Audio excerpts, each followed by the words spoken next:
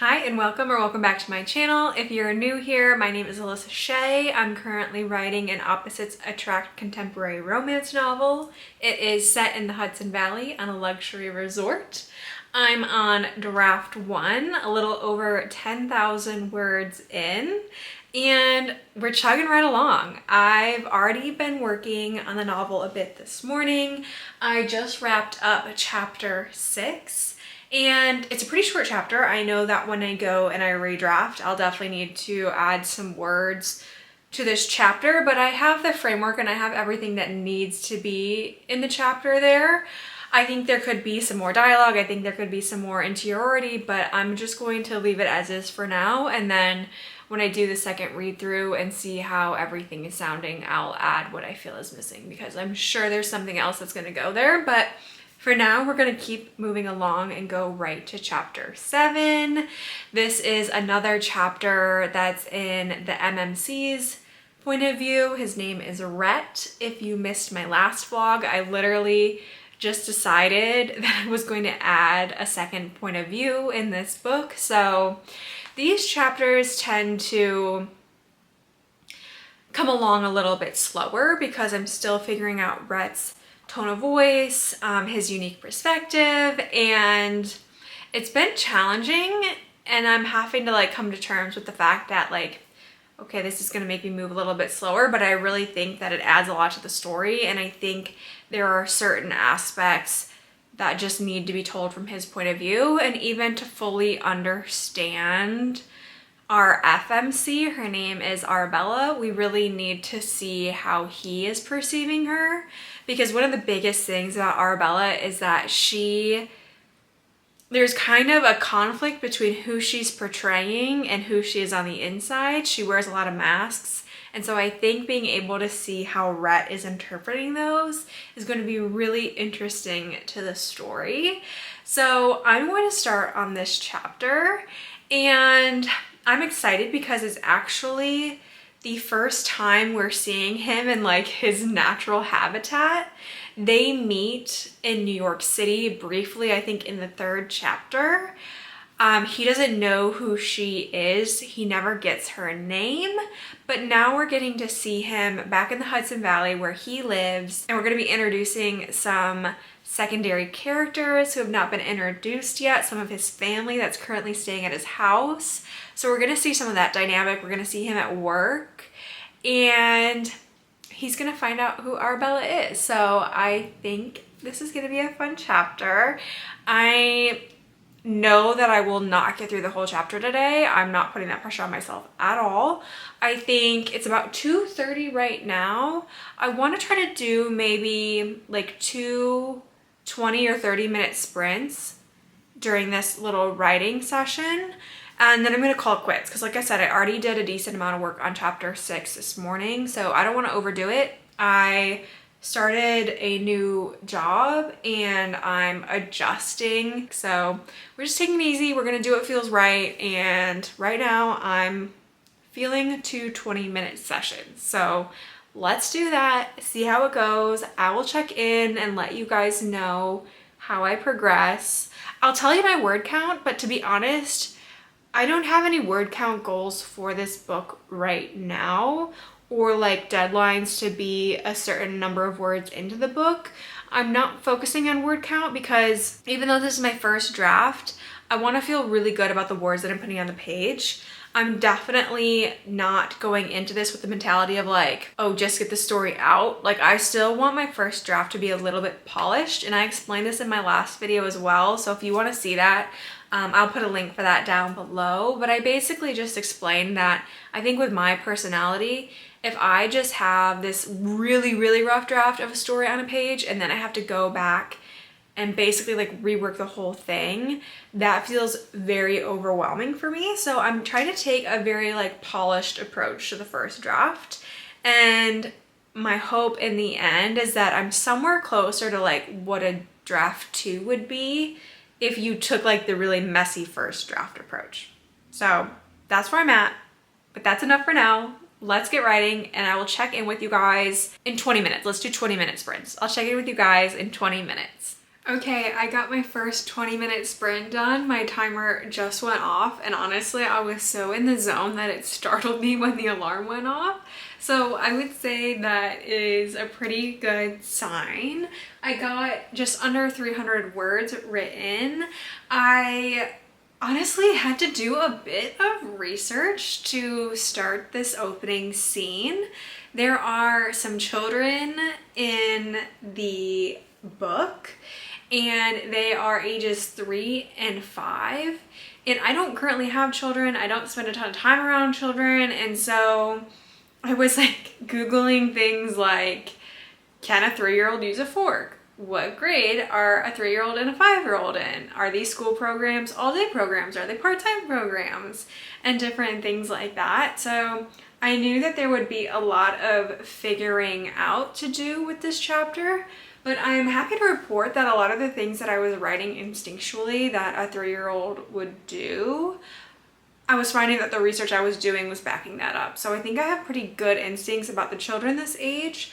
I used to volunteer at my church nursery all the time, so I do have some experience. But that is why I didn't write quite as much. I also had to think about how I even wanted to open up the chapter. I had a vague idea, but since adding in these chapters from Rhett's point of view is a newer idea, I haven't outlined these chapters in the same way that the outlines from Arabella's perspective are outlined. So I think all in all, that was a pretty good sprint. I still have a ton of energy left in me, and I'm getting excited about actually getting into this chapter and like realizing where I'm heading. So I'm going to just like hop back on and do another quick sprint. I think I'll set the timer for 30 minutes this time because 20 minutes didn't feel quite long enough by the time that I actually got into it and started writing. So let's do another 30-minute sprint. Okay, I just finished my last sprint. I went over the 30-minute timer even still, even though I set it for like 10 extra minutes in my first sprint. So I am really feeling this chapter. It's a fun chapter. We just got to the point where Arabella and Rhett meet again in the Hudson Valley. I mean, they haven't even like spoken to each other yet. He literally has just laid eyes on her. And I feel so much excitement for this moment that I'm tempted to keep going, but I do think I'm gonna take a little bit of a break. I didn't take a break in between my last sprints, and I'm ready to like get up for a second and stretch my legs, maybe like change over the laundry and do some things like that. But as long as nothing unexpected comes up, I do think that I'll come back to this before the end of the night. It is currently 3:47 and I don't have any plans for the night. I wanted to dedicate this day towards writing, so I'm going to get a few things done, but I don't know if I can wait until tomorrow to pick this back up. I might actually try to finish this chapter today. I don't know if I can write another 1,000 words. That's more than I would definitely typically write, but I have time in the day, so I don't see why not. But stay tuned if I actually make that happen. If not, totally fine. I'll just be taking a lot of momentum into tomorrow. Hello, it is the next day. I wanted to check in, give you guys a little bit of an update. I ended up not writing anymore yesterday. I took the night to do some brainstorming, which ended up being really, really productive. I ended up figuring out what I wanted to add to chapter 6 to fill that out a little bit more. And I decided that I actually want to leave chapter 7 as is. It only ended up being around 1,000 words, and so I was thinking that I wanted to add to it because most of my chapters are 2,000 words. But I realized that the other chapter I wrote from Rhett's perspective also was only 1,000 words, and I kind of like this idea of just using his chapters as a little peek into his insight, into his world, and then going back and spending more time with Arabella, and that's really our main character. And I know other romance novels do this too, and I think it works really well, and it helps speed up the pacing to have some short chapters throughout the book, because it's not even like every other chapter is in Rhett's perspective. It's just kind of scattered throughout. So I want to leave chapter 7 shorter. So all in all, even though I didn't write last night, it was still a really productive night as far as getting some ideas down. I also brainstormed what I wanted to do for chapter 8, which is the chapter that I started this morning. And I ended up writing only for about a half hour this morning, and I got about 5,000. Wow, can you imagine if I wrote for a half hour and got 5,000 words in? I got 500 words written, which I was very pleased with. The words in the last couple chapters have just been coming really easily. It's been flowing really naturally, which has been really just refreshing. Having the FMC and MMC meet again, kind of for the first time officially, has been a fun point in time in the book. So that has been a highlight of my week for sure. I also have just had a really good week as far as brainstorming goes. I've liked having some space in between writing sessions to think about what's happening next and really like dive into the details of the scene, what our characters are feeling and sensing, like seeing, smelling, you know, tasting. They're not tasting things very often in the chapters, but you know what I mean. And yeah, overall, like this week I also got a more firm idea of what I'd like to do for book 2 in the series, because I want to turn this into a companion series where we're, you know, following the love stories of Arabella's brother, best friend, Rhett's brother. You know, you guys know what I'm talking about. Like, if you don't know what a companion series is, it's like the Chestnut Spring series by Elsie Silver. What are the other ones? The Blue Ridge Ranch? Is that what Lila Sage's series is called? The series that Done and Dusted is part of. There's a lot of really popular companion series. It's so common with romance novels. So, one I just read actually, the Eden series by Devney Perry. So follows the whole Eden family. So that's really my intention for this book, is to turn it into a companion series. And I really honed in on book 2 this week as well, which is really helpful just to know that, so I can start to set up some of those aspects of the plot of book 2 and book 1.